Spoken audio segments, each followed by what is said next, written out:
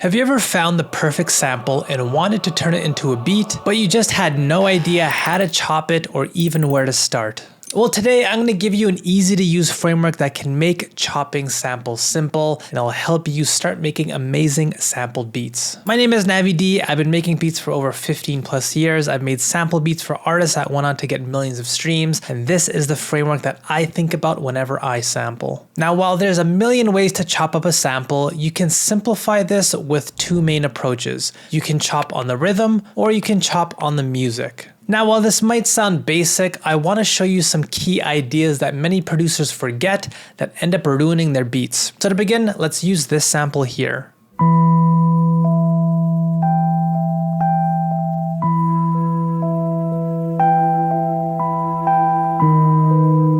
And here we'll go in with a musical chopping approach in mind. So I will load this into my sampler. By the way, this idea works no matter what sampling tool or beat making program you use as well. And we're gonna chop this sample up based on the music. And this is where I see a common mistake, which is that producers focus on the wrong music to chop on. Let me show you what I mean. Let's use this part of the sample here.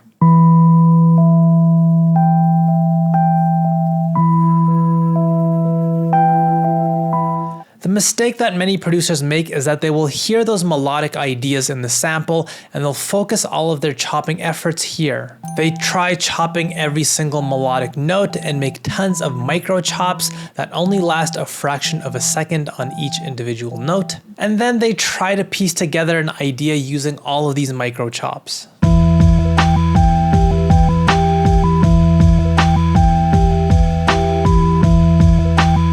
And often what ends up happening is that you'll get a loop that just feels like it's going nowhere and gets boring and repetitive, or you'll get a loop that just doesn't really make sense. So the question is, what should you do instead? Well, my advice is to try chopping on the progression within your sample instead. Even a beat making legend like Ninth Wonder talks about this very idea. It's not that many people on the mainstream side of things now that chop samples the way I chop them.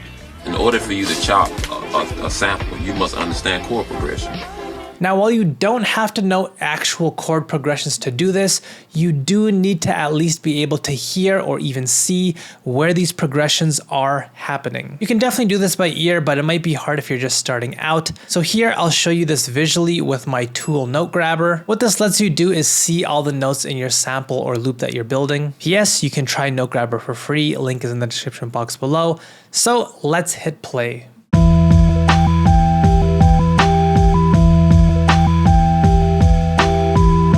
And you can see here, while yes, we do have a lot of movement and differing notes changing melodically up here, we don't have any progression changes happening down here. It's all one note over and over. And this is why when you sample, you might be able to put together a short loop that you like, but eventually it can feel like at times your loop isn't actually satisfying or like it doesn't ever go anywhere. It's because you haven't built a good progression, or in this case, any progression at all. So let's change our approach. Instead of chopping on the melodic notes, let's try chopping on the progression changes in the sample instead. Once again, you can do this by ear or visually with a tool like Note Grabber. So here I will play the sample.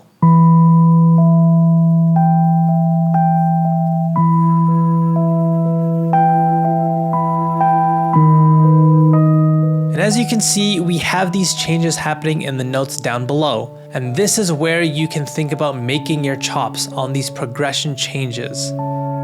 This is what's going to help you put together a much more cohesive idea that actually feels like it's going somewhere.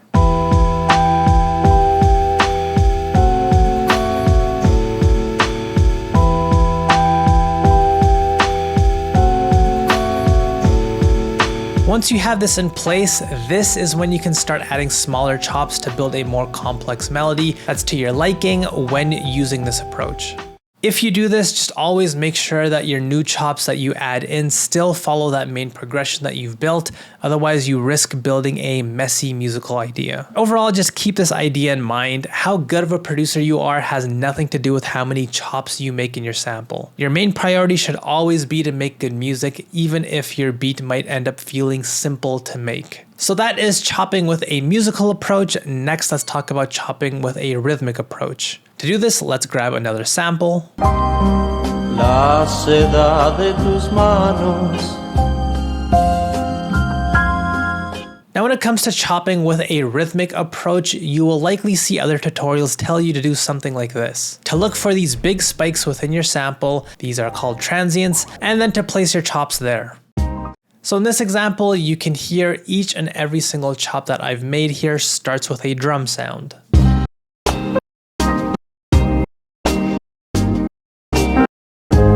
Then from here, you've probably been told that all you have to do is put these chops together to create a loop. But again, this is where many producers fall into a similar trap. Yes, while your idea might work rhythmically, the progression in your loop, again, either goes nowhere or just doesn't make sense. So take a listen.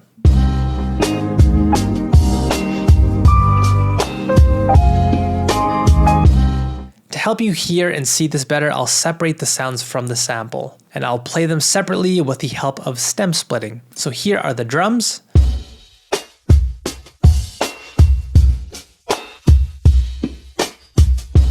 And as you can hear, this drum loop works. It sounds great and all the notes are hitting at the right time. But take a listen to what the music is doing. And again, to make this easier to follow along, I will trace what the progression is doing in this sample so you can see it visually. And so here is what the sample is fundamentally doing, musically speaking.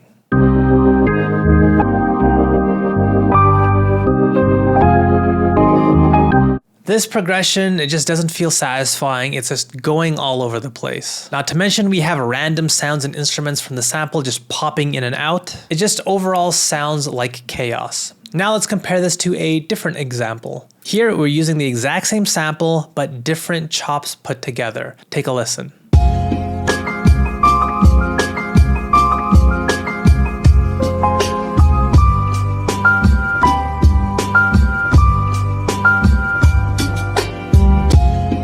This time our idea feels more cohesive. So what is the difference? Again, it's the progression. I'll do the exact same breakdown separating the drums from the sample and I'll play them one by one. Here are the drums.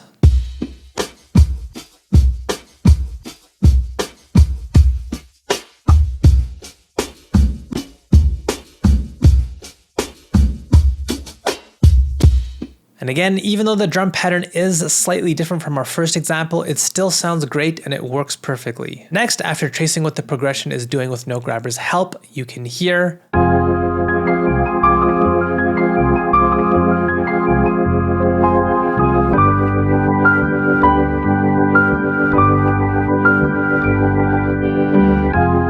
this time the progression works and it also sounds great. Yes, it is simple, but what's more important is that the chops actually work to form an actual progression. So hopefully you're seeing some of these common ideas here. It doesn't matter if you choose to chop based off of the rhythm or the music in your sample, problems will start happening if you're not paying attention to the progression within your sample. Don't fall into the trap of only focusing on secondary ideas, like creating complexity with your melodies or only focusing on your drums. This is how you accidentally build a progression that either goes nowhere or just doesn't work. So always keep your progression in mind. And once again, my plugin Note Grabber can help you with this, which you can check out next to me. If you like this video, hit like and subscribe, and I hope you learned something. Otherwise, I will see you next week.